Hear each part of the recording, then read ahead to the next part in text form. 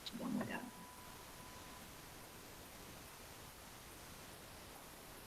Não é só o meu. Bom, só vou apresentar aqui, já vou silenciar o meu microfone, tá dando eco, parece. Vamos lá.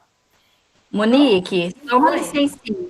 Eu acho que Sim. a sua apresentação de tela ainda está ativa, porque eu estou com duas telas aqui da projeção. Ah, eu devo ter feito isso. Calma aí. Calma aí. Vou ter que parar. Deixa eu parar a minha. Parar de compartilhar a tela. Vamos ver. Foi agora? Foi, agora tá certo. Tá certo? Ah, então. Obrigada. Obrigada eu. Vamos lá então, gente. Vamos dar início aqui à segunda palestrante da noite. Agradeço já primeiramente pela disponibilidade de estar aqui abrilhantando, né, nossa primeira semana da agronomia, nossa segunda palestrante. Com certeza vai ficar para a nossa história. Então vamos lá, gente. Então a Gabriela Souza Donese, ela possui graduação em Ciências Biológicas pela Universidade Estadual do Norte do Paraná, campus de Cornélio Procópio. Atualmente mestrando em Agronomia na Universidade Estadual do Norte do Paraná, estagiária do Laboratório de Entomologia e Controle Microbiano desde 2014, na qual vem desenvolvendo pesquisas no controle de insetos utilizando nematóides entomopatogênicos. Então, olha o assunto do momento. Já anotem aí as suas perguntinhas para enviar no chat aí, que vai ser sensacional. Passo agora a palavra para a Gabriela, meus sinceros agradecimentos. Se quiser colocar alguma palavra a mais de apresentação também, e muito obrigada. Eu que agradeço, Monique. Boa noite, pessoal. Hoje vamos falar sobre controle biológico de insetos. Como a Monique já disse, eu sou bióloga formada na Universidade Estadual do Norte do Paraná e atualmente eu sou graduanda do mestrado em agronomia no campus Luiz Meneghel, em Bandeirantes. Como a Monique disse, eu estou desde 2014 no Laboratório de Entomologia e Controle Microbiano. Então, são 7 anos trabalhando com, basicamente, um nematóide entomopatogênico. E é isso, é a área que eu me apaixonei. Bom, e o que é o controle biológico? Qual que é a função? A função do controle biológico é controlar as pragas agrícolas e os insetos transmissores de doenças. Esses insetos que transmitem doenças são doenças nas plantas, que transmitem doenças a partir do uso de seus inimigos naturais. Então, o controle biológico, nele é utilizado alguns inimigos naturais. Quem são os inimigos naturais?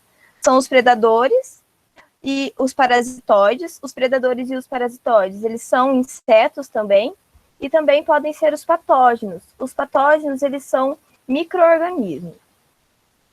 Bom, o controle biológico, ele ocorre naturalmente no nosso ecossistema, porém, é necessário algumas estratégias para que ele consiga se desenvolver melhor nas plantações, como o controle biológico por importação, o controle biológico conservativo e o controle biológico aumentativo. O controle biológico por importação, como o próprio nome diz, vai ocorrer a importação do inimigo natural na cultura. Mas por que vai ocorrer a importação? Como assim? Serão importados inimigos naturais de outra área, pode ser de outro país, de outro estado, porque as pragas, geralmente, elas não são nativas do Brasil. Então, consequentemente, não vai ter inimigos naturais para tal praga. Quando selecionado o inimigo natural, esse vai ser liberado nas lavouras. Mas antes dele ser liberado nas lavouras, ele precisa passar por um procedimento, que é um procedimento de quarentena, onde ele vai ficar meses em laboratório, onde serão realizadas várias avaliações, várias pesquisas, para realmente saber se aquele inseto ou aquele micro-organismo que está sendo importado, ele será útil para aquela praga. Por isso, é muito bom se atentar se as espécies de importação serão especialistas ou espécies generalistas. As espécies especialistas são organismos especialistas em um único inseto, isso é, eles só vão se alimentar de um único inseto. Já as espécies generalistas, elas vão atacar vários tipos de insetos. Então, qual seria melhor, qual seria a vantagem para importar? Um inseto especialista ou um inseto generalista? Bom, ambas espécies têm vantagens e desvantagens. As espécies especialistas, elas vão atacar apenas um alvo. Mas vamos pensar assim, se na minha safra agora eu tenho muita cochonilha, mas aí eu importo um inimigo natural, ele vai matar essa cochonilha, uma espécie especialista, ele vai matar essas cochonilhas, e depois que acabar as cochonilhas, ele vai se alimentar do quê? Então, ele vai sumir do ambiente também, porque ele não vai ter o que ele se alimentar. Já as espécies generalistas, como elas podem se alimentar de diversas espécies, ela pode continuar no ambiente, porque ela consegue se alimentar de outros insetos. Porém, ela pode se alimentar também de outros inimigos naturais. Por isso que é muito bom esse período de quarentena, porque deve ser avaliado tudo isso. Outra estratégia é o controle biológico conservativo. O objetivo do controle biológico conservativo é preservar e aumentar as populações de inimigos naturais que já existem no ambiente. Então, como que vai conseguir preservar esses inimigos naturais?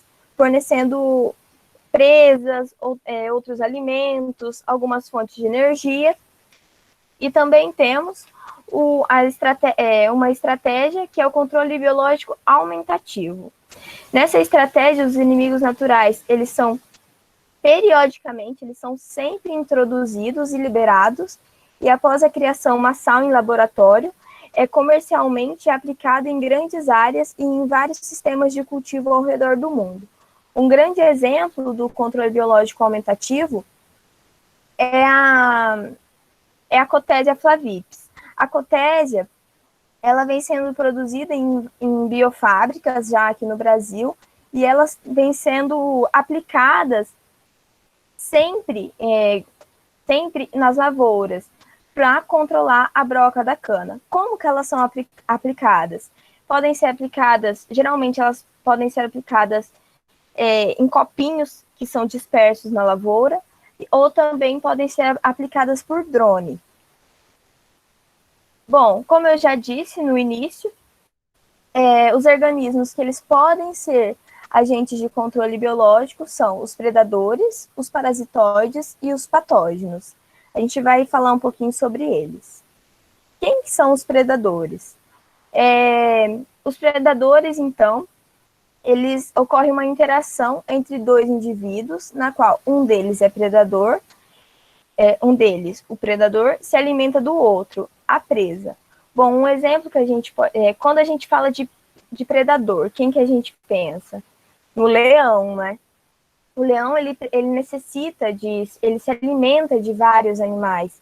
Então, os insetos também são... assim. Há também insetos que são predadores, como eu disse, especialistas, e também há insetos que são predadores generalistas. Então, o predador ele vai se alimentar da presa. Para o inseto ser predador, ele precisa ter alguns princípios, como precisa subjugar a presa, e também, geralmente, eles são maiores que a presa. Os insetos, eles também precisam, os predadores, ter algumas estruturas especializadas, como pernas raptoriais, mandíbulas cortantes, injeção de substâncias, eles podem caçar em grupo, e eles possuem algumas estratégias de caça. A gente tem que pensar que assim que o predador ele vai matar a presa, as presas elas também vão tentar se defender. Então o predador ele precisa ter estruturas diferenciais para que ele possa conseguir matar a presa. Outras características que os predadores possuem é que eles têm vida livre durante toda a vida, ele não necessita especificamente ficar dentro de um inseto, ele não precisa sobreviver dentro de um inseto, como os parasitoides. Os predadores, eles matam o hospedeiro, eles podem ser noturnos, como eu já disse, eles são maiores que a presa, e eles completam o ciclo consumindo várias presas. Bom, outra característica que a gente pode observar é que durante a fase larval, ele pode se alimentar de um organismo, e quando ele vira adulto, ele pode se alimentar de folhas, ou ele vai se alimentar de outro inseto. Então, ele não vai, durante a sua vida toda, se alimentar apenas de um organismo. Bom, esses são alguns predadores. A gente tem a tesourinha. A tesourinha, tanto as ninfas quanto os insetos adultos, eles são predadores. Eles atacam ovos, pulgões, mosca branca, algumas lagartas pequenas. Também temos os crisópidos. Os crisópidos, apenas as larvas são predadoras, e atacam pulgões e ácaros. A joaninha, tanto a larva quanto os adultos, elas são predadoras. Elas se alimentam preferencialmente de pulgões e cochonilhas. Temos também a mosca sirfides. A mosca sirfides, apenas as larvas, elas se alimentam de inseto, se alimentando de cochonilhas e de pulgões. Temos a mosca dolicopídeas. As moscas dolicopídeas, elas se alimentam tanto na fase larval quanto na fase adulta, de pequenos insetos. Temos também o besouro carabídeos. Ele se alimenta de pequenos insetos no solo. Bom, vou passar um videozinho da joaninha predando pulgões. A joaninha, ela é um animal que ela se alimenta muito. Tanto o adulto se alimenta bastante, mas as ninfas também. Essa é uma ninfa de joaninha. As ninfas, elas comem demais. Existem fábricas, biofábricas já, que produzem joaninhas para consumo. Esse é outro tipo de joaninha, outra espécie.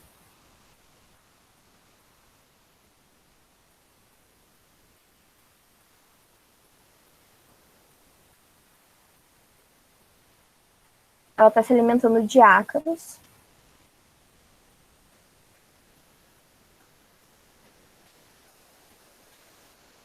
Essa é a larva daquela joaninha.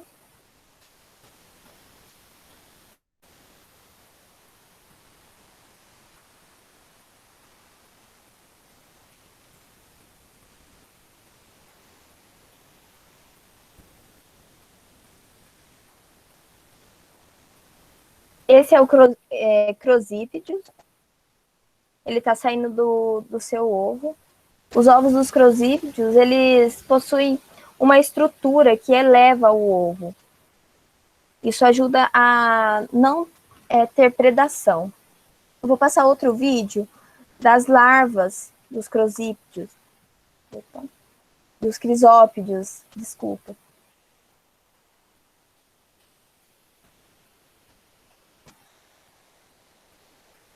As larvas dos crisópides, elas também são conhecidas como bicho lixeiro. Elas se alimentam de pulgões, de cochonilha, e todas as carcaças dos alimentos desses animais que ela suga, ela vai jogando no seu dorso. O porquê que ela faz isso? Bom, ela faz isso por proteção. Ela necessita... Ela vai ficar maior, ela vai aparentar ser maior do que é o tamanho dela. Ela vai assustar o predador que vê ela. Então, ela faz isso como uma forma de proteção para ela. Bom, diferente dos predadores, os parasitoides, eles são aqueles que vivem como parasitas durante a fase do desenvolvimento larval. E os adultos são de vida livre. Bom, quando a gente fala de parasitoides, de parasitas, a gente já pensa no quê? Nós humanos. Pensamos em vermes, em atênia. Bom, mas tem uma grande diferença de parasitoides e de parasitas.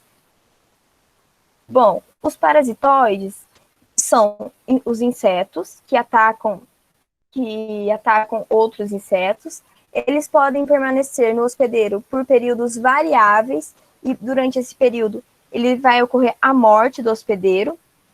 O hospedeiro é como um recipiente, então ele vai permanecer nesse hospedeiro um período da sua vida, ele necessita desse hospedeiro para ele conseguir concluir a sua fase ninfal, por exemplo.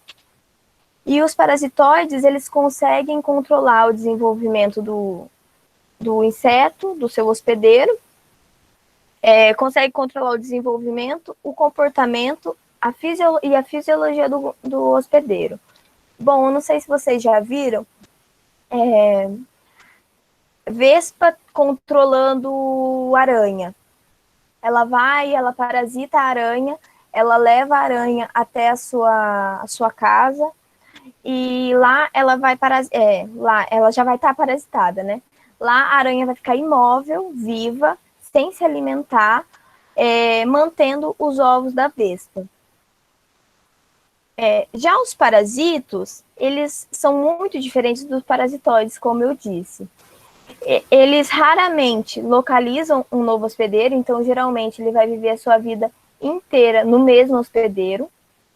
Eles não vão ocasionar a morte do hospedeiro, diferente do parasitoide.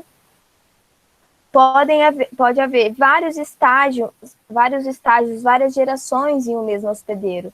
Isso pode ocorrer ovos, adultos, fases ninfais no mesmo hospedeiro. Já no parasitoide, não. O parasitoide, ele cresce no mesmo estágio. E ele influencia a fisiologia, influencia a fisiologia um do outro, mas não consegue controlar o hospedeiro. Diferente do parasitoide, que consegue controlar, consegue deixar a aranha imóvel, sem se alimentar, os parasitos, eles não vão interferir com isso. Vamos dar o exemplo novamente de nós humanos. Quando a gente está com um verme, o único problema que pode dar é uma dor de barriga, uma dor de cabeça, mas controlar a gente, eles não conseguem, né? Bom, os parasitoides, então, eles possuem tamanho semelhante com o seu hospedeiro. Muitas vezes eles podem parasitar a mesma classe, a mesma ordem, a mesma família e a mesma espécie de insetos. Geralmente eles são das ordens Hymenoptera, Diptera, Coleóptera, Strepsiptera, Lepidoptera e Neuróptera. E quando adultos, alguns mostram comportamentos alimentares predatórios.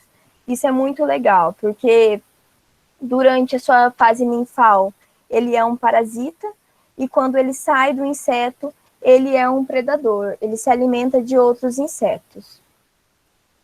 Bom, os parasitoides, eles possuem algumas características na sua ovoposição. A ovoposição, elas podem ser feitas no ambiente, e as larvas do primeiro instas, elas podem sair e procurar um hospedeiro, como também pode ocorrer a ovoposição externa. É o caso das moscas. A mosca vai, senta no hospedeiro, bota o seu ovo, ovoposita o seu ovo, onde vai eclodir uma larva, e a larva vai entrar dentro do hospedeiro. Ou então, pode ser interna. O parasitoide, como esse exemplo dessa vespa, ele pode ovopositar direto dentro do hospedeiro. Bom, outra característica também é que os parasitoides, eles podem ovopositar dentro de ovos de insetos. É um exemplo, esse videozinho que eu vou passar.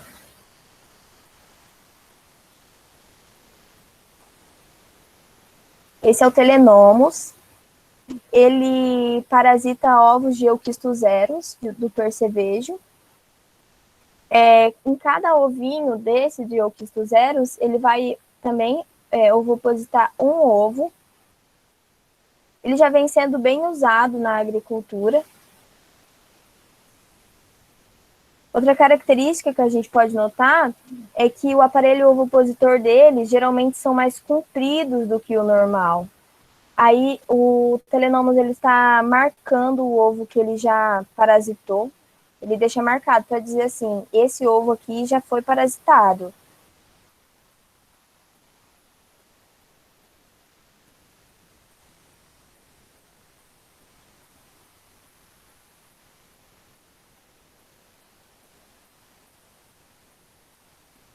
A gente também tem outro parasitóide que parasita ovos, que é o tricograma.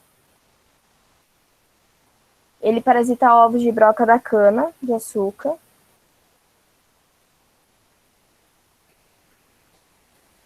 Ele também vem sendo muito utilizado na agricultura.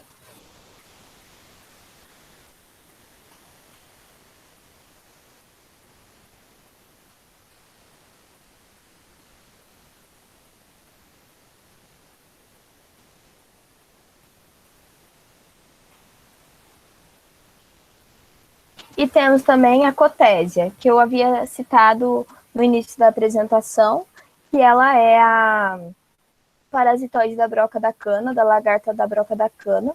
Como eu havia dito, elas são... Já existem biofábricas onde multiplicam esse parasitoide.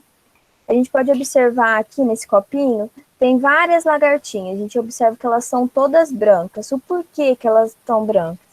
Porque a cotésia, ela ovopositou vários ovinhos dentro dessa lagarta, e aí esses insetos, eles eclodiram e foram virando pulpas.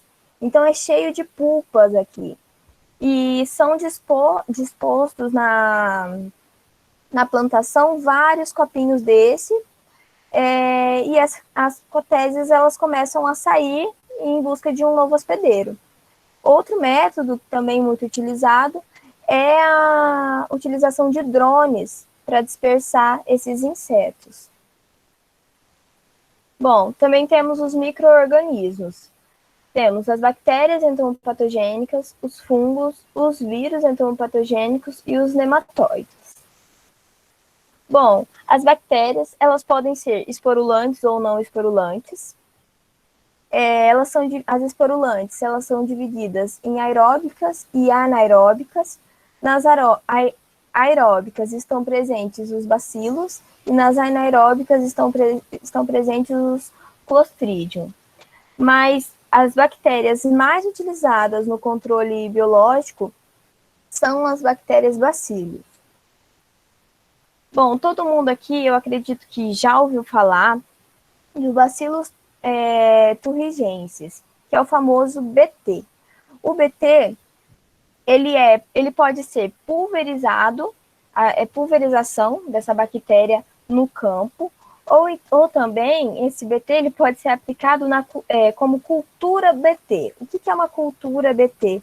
São sementes modificadas, onde o inseto vai se alimentar dessa planta que vai nascer e ele vai morrer. Por que o inseto morre? Bom, esse bacillus, ele produz cristais proteicos e esses cristais proteicos que vão matar o inseto. Bom, também temos os fungos entomopatogênicos. Os fungos entomopatogênicos são os mais utilizados no controle microbiano. Eles podem causar tanto doenças como a morte dos insetos. Os mais utilizados são os metarrídeos e a Beauveria. Como que ocorre a morte desse inseto? Um único esporo, ele vai entrar em contato com o inseto por vento, ou o inseto passa por cima desse esporo. O esporo ele vai adentrar dentro do inseto, ele vai se ramificar, penetrar dentro do inseto, e lá vai começar a multiplicação desse esporo, fazendo com que os órgãos dele comecem a paralisar ocasionando a morte. Os esporos eles se multiplicam tanto que até na parte externa do inseto ficam esporulados os fungos. Bom, como eu disse, os fungos mais utilizados são os metarríseos e as balvérias. Por que os fungos são tão utilizados? Porque, além dele ser muito eficaz, a multiplicação de fungo entomopatogênico é muito mais fácil do que outro organismo. Geralmente, eles multiplicam os fungos entomopatogênicos em arroz cozido. Então, eles fazem sacos de arroz cozido e colocam um esporo do fungo e lá ele consegue se multiplicar muito. Bom, a gente pode observar na nossa tabela que o fungo metarríseo, ele consegue controlar as cigarrinhas e que o fungo Bavéria consegue controlar ácaros, broca da cama, broca do café, cochonilha. Quando eu trabalhei com fungos entomopatogênicos, eu fiz o teste com cochonilhas também. Consegue também controlar várias espécies de pragas de horticultura, e a gente pode observar que tem apenas um fungo diferente, que é o Sporótripes, que ele consegue controlar percevejo de renda. Também temos o vírus entomopatogênicos. Bom, o vírus entomopatogênicos, o mais famoso e o mais estudado é o baculovírus. Ele é um vírus com maior potencial, ele já vem sendo utilizado há muito tempo. Esse vírus ele tem uma especificidade. O que significa uma especificidade? Ele mata apenas o inseto-alvo. Então, ele não vai prejudicar o humano e ele só vai matar o inseto que é para ele matar. E ele tem alta virulência. E quais são os sintomas que o inseto sente ao ser infectado pelo vírus? Bom, o inseto ele sente perda do apetite, a redução da mobilidade, ele possui o corpo flácido e a aparência oleosa. Outra característica é que o inseto ele sobe até o ápice da planta, onde ele vai ficar pendurado lá, ele vai até a parte mais alta da planta, fica pendurado. Quando ele morre, geralmente o líquido começa a sair pela boca, esse líquido com vírus, e muitas vezes essa cutícula do inseto ela se rompe, liberando mais vírus para o ambiente. Outra coisa que os agricultores vêm fazendo após a morte das lagartas por vírus, eles saem, coletam as lagartas, congelam as lagartas para a próxima safra. Aí na próxima safra, quando eles forem aplicar esse vírus, eles vão macerar essa lagarta e vão aplicar. Bom, também temos os nematóides entomopatogênicos. Os nematóides entomopatogênicos, eu trabalho com eles cerca de 7 anos.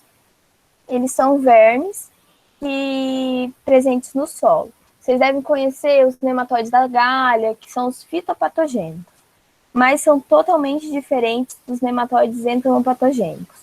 Os nematóides entomopatogênicos, eles só vão atacar insetos. Então, os nematóides entomopatogênicos, eles são divididos em 2 espécies, Starnernema e Heterorabidites. Os Starnernemas, dentro do nematóide, está presente a bactéria Xenorábidos. E nos nematóides Heterorabidites, estão presentes as bactérias Photorábidos. O que diferencia essa bactéria? Bom, essa bactéria, ela que vai matar o hospedeiro. Então, vai diferenciar a cor do inseto depois que morre. Em Starnernema, o inseto fica mais amarelado. Em Heterorabidites, o inseto fica com um tom mais avermelhado. E também vai alterar a especificidade. Às vezes, o Starnernema, ele consegue matar um tipo de inseto e o Heterorabidites consegue matar outro tipo de inseto, outra espécie de inseto. O nematóide ele vai entrar nos orifícios naturais do inseto, boca, ânus, espiráculo, e ele vai se multiplicar e liberar algumas toxinas. E são essas toxinas que vão ocasionar a morte do inseto, de 24 a 72 horas. Já foram realizadas várias pesquisas onde a gente pôde ver uma virulência grande de alguns insetos, uma morte significativa desses insetos com a utilização de nematóides entomopatogênicos. O nematóide é esse vermezinho. Ele é igual um nematóide fitopatogênico, mas ele é igual, tipo, o tamanho, o corpo, porém eles são totalmente diferentes. Um ataca a planta e o outro ataca insetos. Atualmente eu estou trabalhando com controle de grilos em olericultura. Então eu estou aplicando nematóides em grilos. Bom, mas por que o controle biológico parece ser tão bom? Por que ele não é tão utilizado assim na agricultura? Bom, o controle biológico, ele apresenta vários desafios. Hoje em dia ele tem crescido muito, porém, ele apresenta muitos desafios. Eu acredito que um dos principais desafios é a persistência dos agricultores de utilizarem agrotóxicos ainda. Porque é complicado também você chegar para um agricultor e falar assim, vamos aplicar nematóide na sua plantação para tentar matar cochonilha. Bom, o agricultor vai assustar, né? Vai falar assim, meu Deus, vai aplicar, vai acabar com a raiz da minha planta. E é difícil, porque desde criança ele vem crescendo, sabendo que ele tem que utilizar aquele agrotóxico. Então, é muito complicado reeducar para utilizar o controle biológico, para utilizar um inimigo natural. Outro desafio também é a falta de estudos relacionados ao controle biológico e também a falta de verba. Imagina o quanto custa fabricar um inimigo natural em fabricar em larga escala. Porque além de você ter que produzir o inimigo natural, você tem que dar para ele o alimento que ele se alimenta. Você também precisa produzir a sua presa, você também precisa produzir o hospedeiro, senão ele não consegue multiplicar. Aí eu pergunto para vocês, será que é possível a substituição de agrotóxicos pela utilização dos métodos biológicos? Será que a gente consegue parar de usar agrotóxicos e só usar métodos biológicos, utilizar o controle biológico? Bom, eu gostaria de agradecer a oportunidade e gostaria que vocês me respondessem essa questão. Esse é o meu contato para qualquer dúvida. E é isso, obrigada, gente.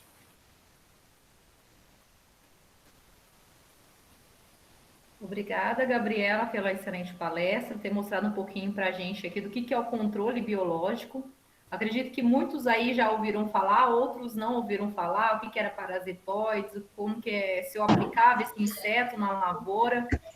Então, os alunos ainda estão tendo o primeiro contato, né, com o assunto, então algumas coisas são bem novo para eles, algumas palavras.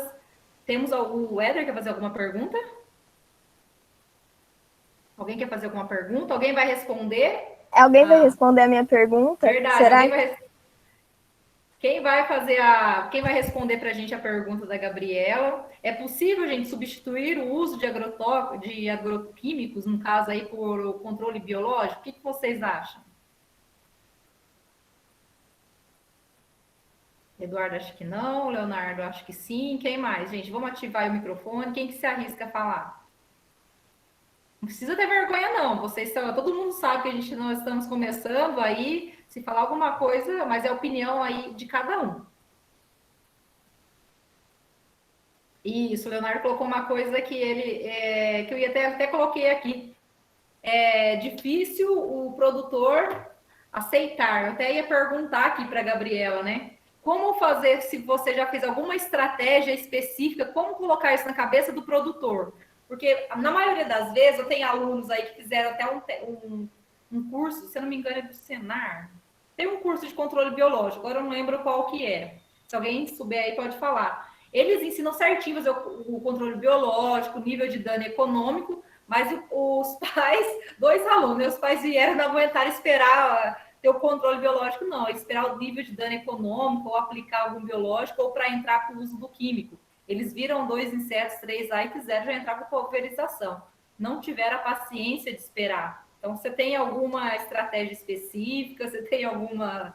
O que você poderia falar? Monique, é muito difícil, porque já vem de geração em geração utilizando o mesmo método. Então, a utilização de um novo método para eles, ainda mais de método biológico, um método vivo, eles vão achar que vai pôr mais insetos na minha plantação. Então, é muito complicado, sabe? Por isso que eu acredito que é necessário ainda muitos profissionais bons nessa área para tentar convencer, porque é muito difícil você chegar para um agricultor e tentar colocar um organismo vivo dentro da cultura dele. Positivo. Então, gente, o professor, o Dr. César até falou na palestra anterior, o que ele falou? O uso correto da ferramenta. Vou até abrir um parênteses aqui em relação ao uso do milho BT. O que vem acontecendo com o milho BT? Até a Gabriela talvez possa explicar melhor. Não fizeram área de refúgio, vieram adotando a técnica, a tecnologia e não fizeram área de refúgio. O que acontece? A lagarta já se acostumou, né? Ela já se adaptou ao ambiente, ela está comendo milho BT. E o que a gente tem que fazer agora com isso? Qual que é a sua recomendação? Não tem muito o que fazer, né, gente? Tem um nível, vocês já levantaram o nível de dano econômico, daí aplica inseticida nessa área, não aplica? Como proceder isso? Bom, Monique, na verdade a gente não realiza muita pesquisa nessa área, sabe? A gente utiliza mais o nematóide, então o patogênico. Então, sobre essa área de vírus, eu não entendo muito. Entendi, vocês me levantaram. Mas, gente, ó, pra gente te levantar aí, ó, o que aconteceu? Não usar a ferramenta de forma correta, o BT, as lagartas estão atacando e o que no final não está funcionando e estamos tendo que aplicar inseticida. Então, não se sabe até o certo ainda o nível de dano econômico para entrar aplicando inseticida. Mas agora o que virou? Está basicamente perdendo a tecnologia por causa do mau uso da ferramenta. Os insetos, eles vão criando uma resistência, né? Por isso que a utilização do controle biológico, eu acho que é uma alternativa muito viável, porque os insetos, eles não têm resistência a um predador, não tem como. Então... Isso. Muito importante, ó. Para ter o controle, o predador vai conseguir controlar, mas o produto não. Então, qualquer tecnologia que a gente for utilizar tem que ser de maneira correta. Igual os herbicidas, foram aplicando, aumentando a dose, o que aconteceu? A planta ficou resistente. O herbicida não controla mais. Quando a gente trabalha com um BT, seja algodão, soja, milho, resistente a lagarta, vamos falar assim, a gente tem que ter uma área de refúgio, senão não vai adiantar. Vou perder a minha tecnologia porque vai chegar um determinado momento que o inseto vai começar a comer. Então, é muito complicado. Aí, essa parte depende de quem? Da gente, né? Dos profissionais, para recomendar de forma correta o uso das ferramentas. Bom, eu gostaria de responder aquela questão que eu falei, se é possível substituir a utilização de agrotóxicos, né? Na verdade, não é possível. Infelizmente, utilizar apenas o controle biológico nas plantações é quase impossível. Seria lindo, né, se conseguisse. Mas é impossível, até porque a gente não tem uma tecnologia adequada, é muito difícil você conseguir produzir em grande escala, então é muito difícil conseguir só cultivo com controle biológico. Isso, positivo. Ainda mais chega no mesmo com a discussão que a gente estava de agricultura orgânica, está muito caro também. Daí o produtor não quer pagar por aquilo. Complica o meio de campo. Ela comentou, gente, do baculovírus, não é só na soja que usa, não. Lá na região da minha região, no interior de São Paulo, tem muita mandioca. Para cá, o solo é mais argiloso, tem menor quantidade de mandioca, mas tem algumas regiões que tem, sim, no Paraná. Mas o que acontece? A mandioca ela é adaptada mais em condições de solos arenosos. Ela é para aquele tipo de solo, porque ela consegue desenvolver melhor o sistema radicular, tudo, que é o tubérculo que nos interessa. Então, na mandioca é muito utilizado o tal do baculovírus, porque o principal praga que a gente tem na mandioca é a lagarta. E a danada, se eu descuidar, coisa de uma semana ela acaba com a minha mandioca. Então, ela comentou aí para uma cultura muito importante usar o baculovírus é a mandioca, e é um dos principais controles aí de lagarta, que usa muito aí o biológico. Você já viu se falar alguma coisa, tem alguma coisa para controle de cigarrinha? Porque é um grande problema na pastagem, depois estava na cana e agora está no milho, né, Gabriela? Já ouviu falar alguma coisa? Mais curiosidade. Ô, Monique, eu já li artigos de controle de cigarrinha por nematóide, porque é minha área, então eu já vi por com nematóide. Mas o problema de utilizar nematóide é que não tem produto. É muito novo também. Nos Estados Unidos já tem alguns produtos, mas não tem produto aqui. E também não pode aplicar os produtos dos Estados Unidos porque é uma espécie exótica, né? Exatamente. Então é complicado.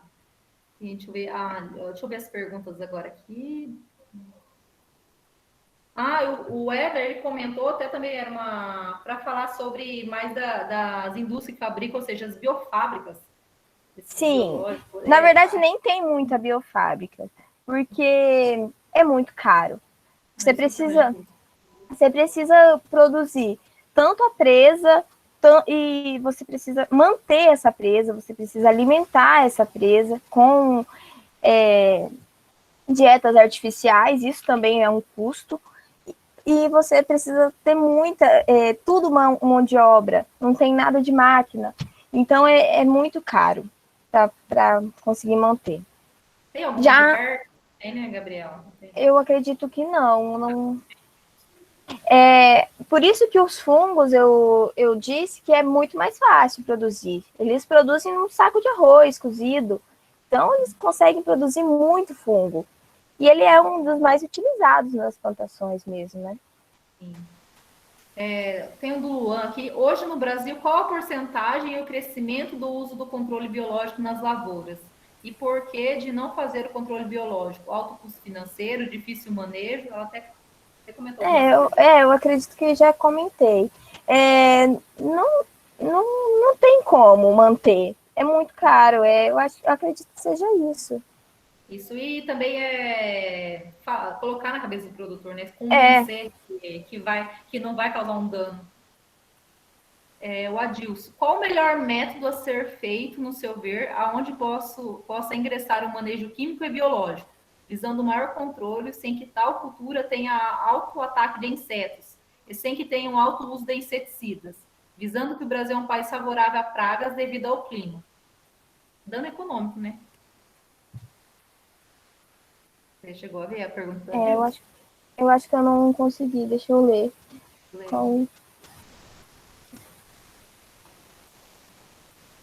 Porque ingressa em relação ao controle. Bom, na verdade tem que observar a área, né? Tem que ver qual inseto tem lá, qual inseto você quer controlar, que tipo de inseto que você quer controlar. E também, deixa eu ver. E você pode utilizar também o manejo químico e o biológico, porém você tem que observar se o manejo químico não vai matar o seu micro-organismo ou se ele não vai matar o seu parasitoide. Então tem que observar tudo isso. E outra questão que eu não falei na apresentação é a questão do clima. Isso muda totalmente o controle biológico. Se você não tiver um clima favorável para o seu predador, ou para o seu parasitoide, ou para os micro-organismos, eles não vão conseguir o resultado que você espera. Porque em laboratório é tudo lindo, a gente faz na temperatura ideal, mas no campo é mais difícil. É bem assim. A Gabriela faz uma pergunta: esse método de macerar as lagartas infectadas é eficiente? Qual que é o mais, você acha, o recomendado? É isso mesmo? Bom, o pessoal faz isso, para sair mais barato. Compensa eles fazerem isso. Alguns batem no liquidificador, né? Direto. Sim, eles congelam e maceram elas e aplicam. O Everaldo também fala: já acompanhei a aplicação de metarhiza em cana-de-açúcar em diferentes condições de ambiente, desde literalmente sobre chuva até dias mais secos. Quais as condições ideais? A mistura com algum defensivo químico causa alguma melhora de eficácia ou um efeito antagônico na aplicação? Bom, a temperatura ideal é mais úmido para fungo. O fungo ele gosta de umidade. E o efeito químico tem que ler, tem que saber o que se pode ou não o tratamento químico. Mas na maioria das vezes, Everaldo, tudo que quando a gente trabalha com organismo vivo não combina muito com químico, não. Recomenda-se a aplicação dele sozinho. A maioria das vezes, né? Mas tem que levantar o produto certinho. Às vezes, O pessoal costumava fazer com o Engil da Singenta. Junto os dois? Mas tinha, assim, desde dias mais secos até literalmente, assim, debaixo de chuva, com máquina atolando, eles misturavam os dois. Eu acho que, na verdade, eles até perdiam esse Engil, na verdade, porque o produto batia e escorria, não tinha como absorver, tava chovendo, literalmente. E o químico misturou o organismo também ali, não sei não se viveu alguém, viu? E você observou algum resultado? Eu não chegava a acompanhar, né? Eu sabia, não chegava aí no campo direto, mas agora eles estão fazendo já, por exemplo, já na colhedeira, né? Eles vão colhendo a cana e já vai aplicando Metarris ou Albovera, não sei, de um jato dirigido em cima do corte, da linha, né? Só que eu também não entendo, porque vai estar numa palha seca, vai estar com 50 graus aquela palha na hora que você jogar aquele jatinho em cima ali. Então, eu acho que está perdendo um pouco o fungo, porque o fungo juntou a temperatura e o químico junto, é meio difícil dar algum resultado aí. Isso que é o principal problema até dos biológicos, dos inoculantes da vida. Se pegar altas temperaturas e juntar com algum químico, perde totalmente o efeito. Então, e também é um dos principais problemas dos produtores, né? Eles querem atacar tudo. O químico junto com o biológico. E coloca lá, deixa o produto empilhado lá na 50 graus, depois aplica. Sim. O efeito, morreu todo mundo lá, né? Sim, no final não sabe. O famoso quer aproveitar a passada, né? Aí 10 produtos na uma lista desse tamanho. Um dos principais problemas da comercialização do biológico é isso, porque ele não pode ser comercializado em altas temperaturas. Então tem que ter caminhão refrigerado, tudo, e aí tem que tomar cuidado na aplicação também. Então isso é um grande empecilho. O João Pedro, na sua opinião, qual é a maneira mais fácil de convencer? Já foi explicado convencer os agricultores a utilizar o controle biológico. É difícil. Depois tem bastantes elogios aqui. Depois dá uma olhadinha, Gabriela. Foi muito bom. Vamos ver mais aqui.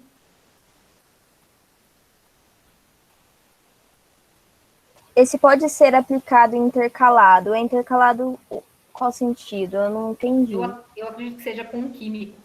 Ah, tá. Se não for, me corrige, Pedro, o Éder, mas eu acredito que seja com químico que a gente estava falando. Leva de solo no manejo integrado de pragas. Eu não entendi, Fabrício, o que ele colocou. É possível, mas depois eles não irão se alimentar das folhas? Eu acho que é sobre a resposta. É a resposta da pergunta? Fabrício, se quiser ativar o microfone, se não foi respondido ainda. Isso, dá uma pergunta. É sobre, como que é? Eu acho que é a resposta da pergunta que eu fiz no slide. Isso. O Ronan tem algum selo de qualidade de produtos produzidos com controle biológico? Tem até um aplicativo da Embrapa, né? Agora que consta todos os produtos que são registrados lá biológico. Sim. Tem alguma? Pode complementar? Acho que é isso mesmo, Gabriela. É isso mesmo, Monique. O Lailson, para entrar com o controle biológico, tem que cessar por completo o uso do agroquímico na lavoura? Não, não é necessário. Os dois podem caminhar junto, um atrapalhando o outro. O Paulo, acho que é mais uma afirmativa que ele está colocando. Até agroquímicos é comum usar o adjuvante de forma errada ou não ver efeito imediato e já repetir a dose? Não, acho que ele está perguntando, né?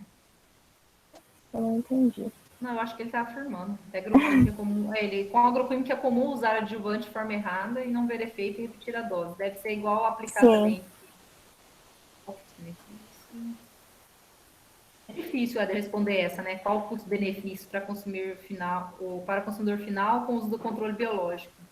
Tudo Bom, depende. o benefício é que não vai utilizar o agrotóxico e não vai poluir tanto quanto o agrotóxico polui.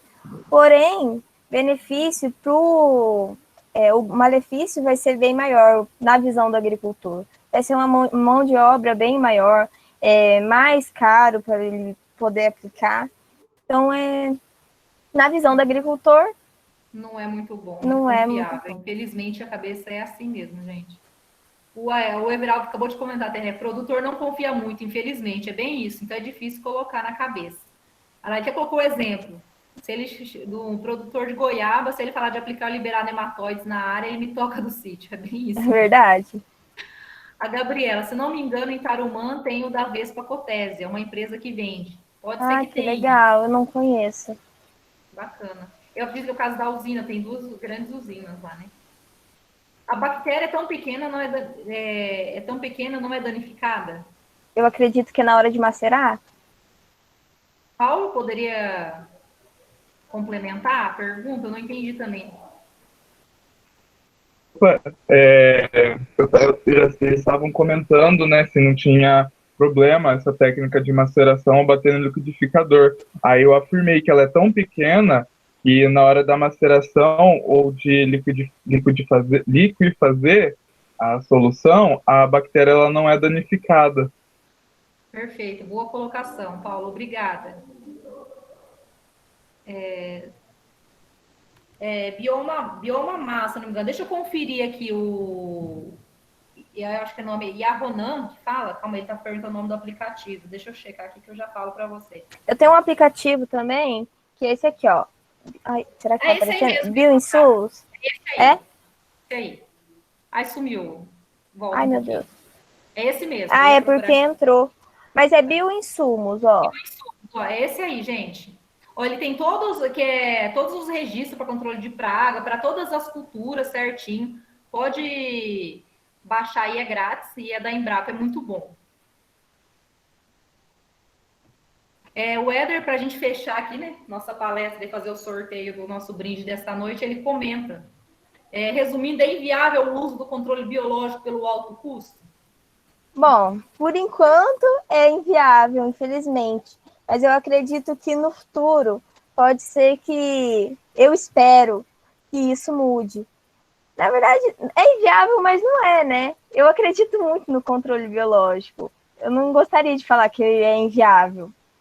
Gente, eu quero fazer um parênteses, mas puxando a parte de nematóides. Eu não sou muito expert nessa área, mas por causa da parte de solos, o que acontece com nematóides? A gente convive com uma porcentagem de nematóides na área, qualquer área que a gente for coletar. Por isso que eu até comentei numa das palestras que vocês já viram, porque o interessante é o quê? Fazer análise frequentemente de nematóide do solo daquela área. Porque a gente vai conviver com uma determinada quantidade. O que não pode é extrapolar. E se a gente utilizar o controle biológico como preventivo, eu não vai chegar num nível de dano econômico nessa área. Porque se chegar a proliferar demais nematóide, o que vai acontecer? Eu vou ter que deixar aquela área e tentar reformar ela. Então, a gente não pode deixar isso. E a principal maneira da gente não deixar acontecer isso é o uso de biológico. Então, é muito bom a gente fazer o controle preventivo. Então, sempre com a prevenção e não para tentar já, a hora que chegar o problema e tentar curar. Então, trabalhando com preventivo. E os biológicos têm mostrado uma ferramenta muito importante no controle de nematóide, no preventivo. Então, isso é espetacular. Então, sempre corrigir, procurar prever, né, o problema e não buscar a correção. Se a gente evitar, fica aí em relação ao nematóide a experiência que eu tenho. Então, é muito bom essa ferramenta em relação à prevenção. A Gabriela faz acho que deve ser um comentário, uma afirmativa. A usina São Luís, lá em Ourinhos, tem um laboratório que funciona como uma biofábrica, produzindo a própria cotésia aplicada nas áreas da usina. Olha que bacana, acredito que Muito seja legal. pelo custo, né, Gabriela? O custo é muito alto para comprar. Sim, eles mesmos fabricam. E eles têm a lagarta muito mais fácil, né? Também. Eles conseguem ter uma lagarta ali. Isso, é muito interessante. A gente imagina o custo e o retorno financeiro e a sustentabilidade em relação ao uso disso aí.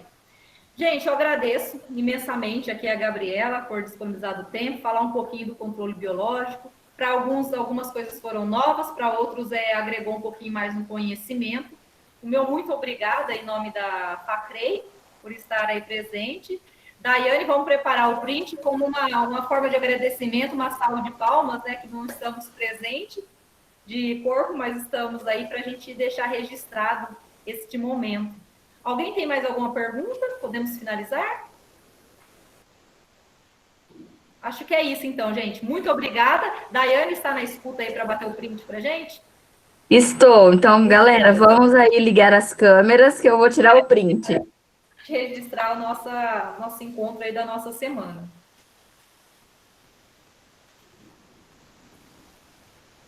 Todo mundo aí, ó, bonito. Denise, você foca o seu, hein? Você tá desfocada.